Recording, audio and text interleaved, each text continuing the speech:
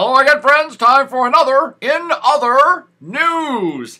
And the news that's not really making news that I think kind of should have gotten more attention, quite frankly, because it might have bigger repercussions regionally and globally, takes place in the ever-fun Middle East, where a Persian dude went and visited an Arab country. Let's entitle this one, A Persian in Arab Lands. Game changer? Or is it just a game? All right, let's start with the facts of what I'm referencing here. For those that follow world events, you might have heard, hopefully, that Iranian President Mahmoud Ahmadinejad, one of the world's most hilarious world leaders that everybody likes to make fun of. In fact, last week he said he wanted to be the first Iranian in space. He wanted to be the first Iranian astronaut. And most of us in the world were like, yes, we fully support shooting him into space. And anyway, this week he just went to Egypt, an Arab country. Really, Egypt and Saudi Arabia are the Arab core, as I like to refer to them, culturally and historically and everything else. And this is kind of a big deal. Now, is it a big deal enough to be a game changer, or is this just a game? And that's what I'm referencing here. Why would I suggest it's kind of a big deal? And it was a big deal. In Middle Eastern press, this was kind of a big event. Not huge, but important enough to report on. Because no Iranian leader has visited, no Iranian head of state has visited Egypt, or really hardly any other Arab countries, since the 1979 Iranian Revolution.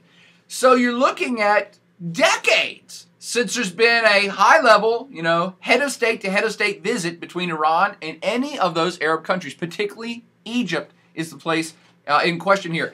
Now, this comes on the heels of Egypt's President Mohammed Morsi visiting Iran.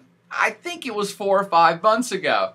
And that's the first time that has happened, that an Egyptian leader has visited the state of Iran since 1979 Islamic Revolution in Iran.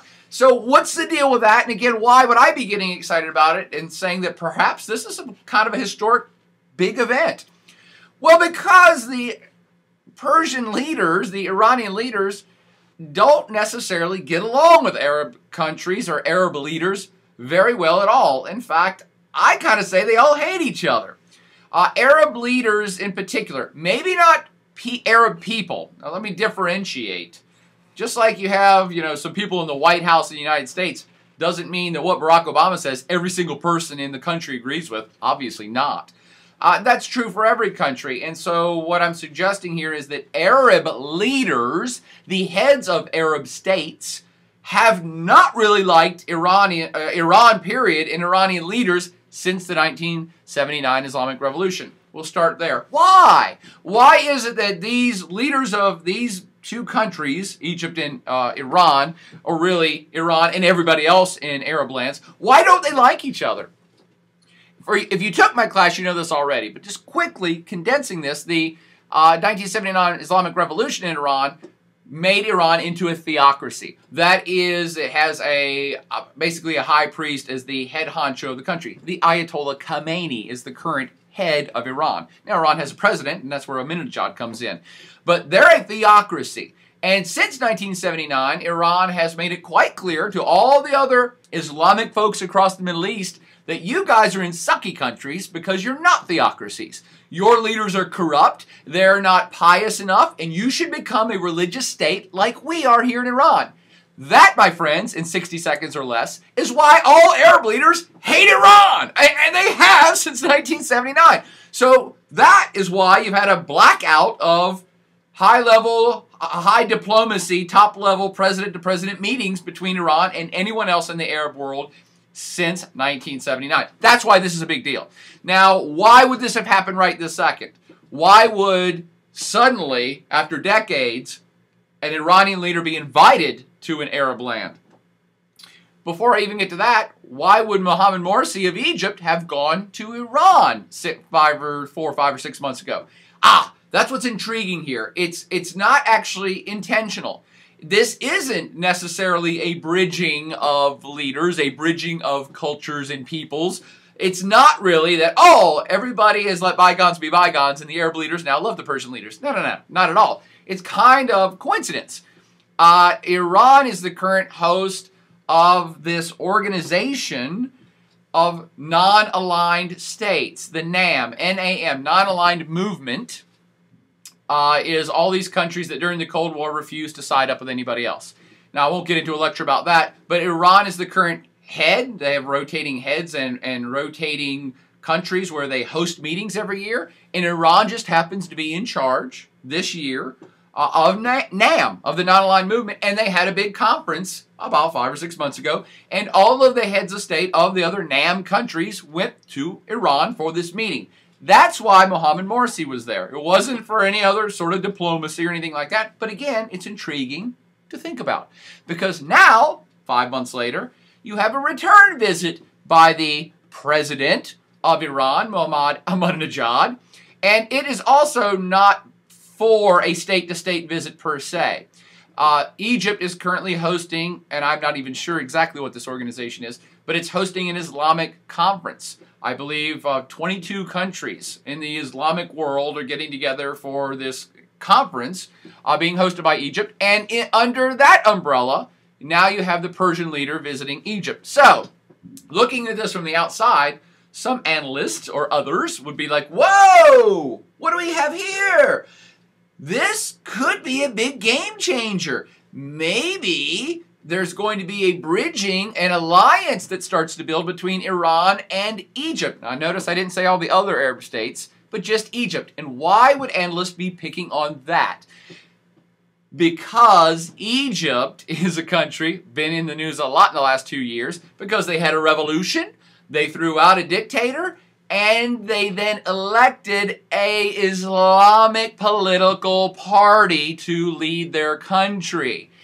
Mohammed Morsi is in that political party that's very religious, very conservative. The Muslim Brotherhood. You've heard that. And so, reactionary people from across the planet are like, oh my gosh, there you go. There you go. We were scared of the Muslim Brotherhood anyway because they probably want to make Egypt into a theocracy. And look what happened. The theocratic president of theocratic Iran is over there meeting with Morsi right now. Oh, look what's going to happen. There's going to be a revolution across the Islamic world where everybody's going to overthrow their presidents and democracy and kings and become theocracies like Iran.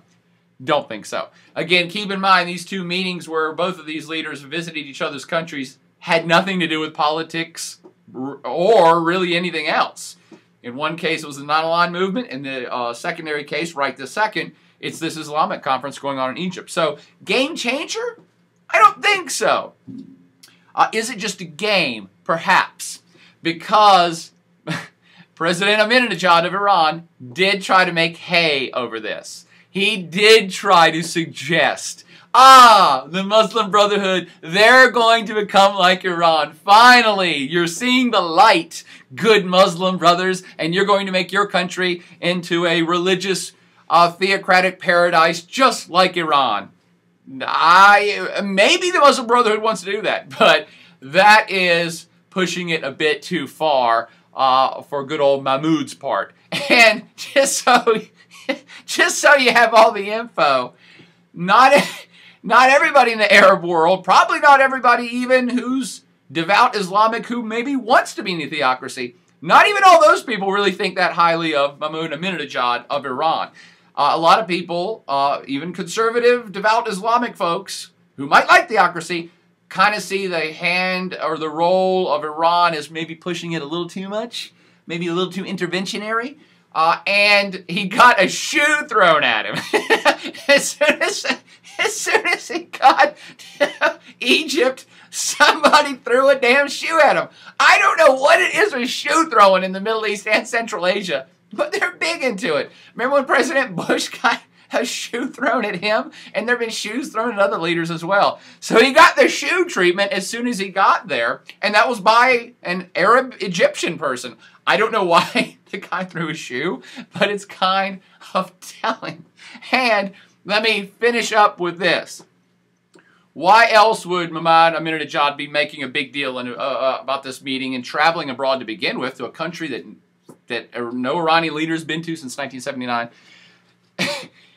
Just to tip you in on what's going on with good old Mahmoud. This almost is now going to turn into one of my world leader updates. Mahmoud is not in a good place. Mahmoud gets made fun of a lot in Team West. Maybe some of you saw John McCain did a tweet that compared him to a monkey that the Iranians had shot up into space just a couple weeks ago. That got a lot of press. And the West, of course, bedevils this guy and says he's evil. And for his part, he says crazy stuff like, maybe the Holocaust didn't exist and maybe Israel should go away. So there's no love lost between Team West and Mahmoud Ahmadinejad. That's not news, though. What is news is that he is losing popularity at home big time. He's already in his second term. He can't really run again, so he's a lame duck president. But he's still losing more support than he should for being a lame duck president. Obviously, Iran is in some economic turmoil. There's lots of world embargoes against them because of them developing their nuclear program, of which Mahmoud, of course, always is on front page news talking about how they've got this great nuclear program, which pisses everybody off.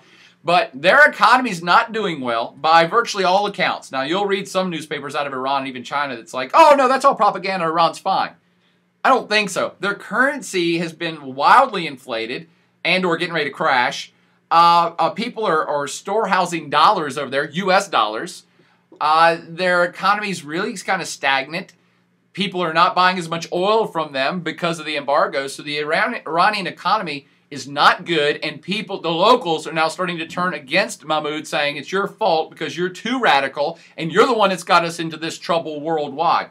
For their part, fellow politicians are also turning on him, as well the Ayatollah Khamenei may be as well. Mahmoud maybe overstepped his bounds as just the president of the country, because that's not the real leader of Iran. The Ayatollah is. And Mahmoud, I believe the Ayatollah gave Mahmoud a lot of leash to let him go be a yippy little, chihuahua to make big barks all over the place and make a big fuss. But maybe Mahmoud got power taken to his head a little bit too much. And it seems like the Ayatollah and the upper religious echelon are trying to reel him in at this point, or cut him loose and just say, he's the one who's crazy. We didn't do it. Not us. Sorry about that. So you got several things going on internally in Iran right now with a lame duck president who's losing popularity, who's being blamed for the economic turmoil, and who may have overstepped his bounds with the Ayatollah. And so now everybody's kind of distancing themselves from Mahmoud. He'll still make front page news every time they have a nuclear test or a nuclear reactor that opens up. And anything with their space program, they're very proud of that. And by the way, they should be. They did put a monkey in space. Not many countries have done that on their own. So they do have a lot to be proud of. And it seems like Mahmoud's role from here on out is just going to be to tout the successes of Iran, because he really can't do much else. And that's why he also went abroad. Whenever you have a lame duck president who's losing popularity at home and being blamed for everything, they go abroad. Hell, the U.S. president does it all the time too. All leaders do. It doesn't happen that often in Iran, though, so it is telling that he's on a world tour right this second.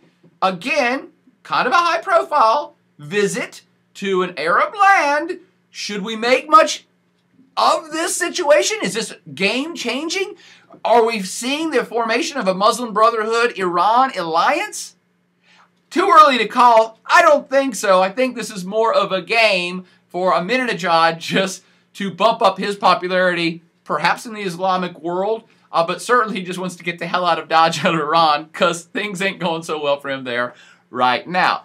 Does that make sense? You got any questions about that? About the Persian and Arab lands, or monkeys in space, or their nuclear program, or why this is probably not as big a deal as it looks, although it's still fascinating, and I want you to understand it so you understand what's happening in the wider Middle East. But that's all for now.